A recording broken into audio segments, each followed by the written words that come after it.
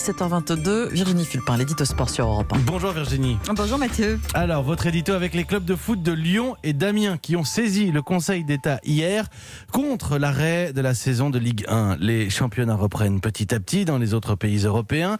La France devrait-elle revenir sur sa décision ?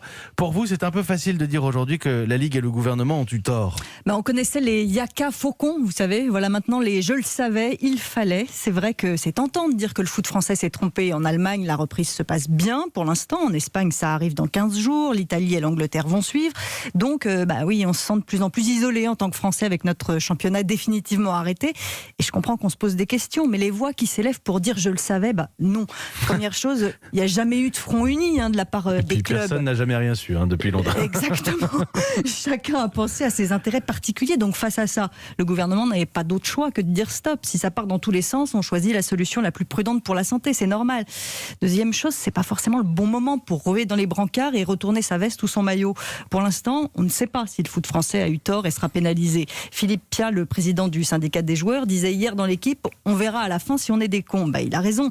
Si la reprise est une réussite dans les autres championnats, si la Ligue des Champions reprend et que le PSG et Lyon ne peuvent pas rivaliser avec leurs adversaires parce qu'ils n'ont pas pu jouer, là on pourra dire qu'on s'est trompé, mais pas maintenant. C'est pas avec des si qu'on remet tous les joueurs sur le terrain. On peut quand même se dire qu'économiquement, le foot français va perdre beaucoup par rapport aux autres pays. Oui, ça c'est sûr, c'est un vrai danger, mais ça prouve surtout qu'il y a deux philosophies qui s'affrontent. Ceux qui abordent la question de la reprise par l'économie et ceux qui l'abordent en termes de risque et de spectacle.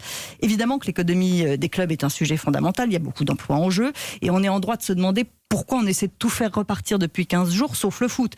Oui, sauf que dans une entreprise, c'est un peu plus facile de respecter les gestes barrières que sur un terrain de foot. Je vous rappelle quand même que la grande majorité des joueurs de Ligue 1 étaient favorables à un arrêt quand ça a été décidé. Et dans les pays où la reprise est annoncée, il y en a beaucoup qui traînent des pieds. Donc ne faisons pas comme si c'était évident de choisir de rejouer, c'est faux. La France a pris une décision plutôt courageuse. Et si on se rend compte plus tard qu'elle a eu tort, ce sera juste par excès de prudence, mais on n'en est pas vraiment là pour l'instant. Non, pas encore. Merci Virginie Fulpin. D'accord ou pas, c'est l'édito sport de Virginie que vous retrouvez tous les matins sur Europe 1. Vous l'écoutez et vous partagez sur le hashtag Europe 1 évidemment. Il est 7h24. Un très bon réveil à toutes et à tous. Europe 1.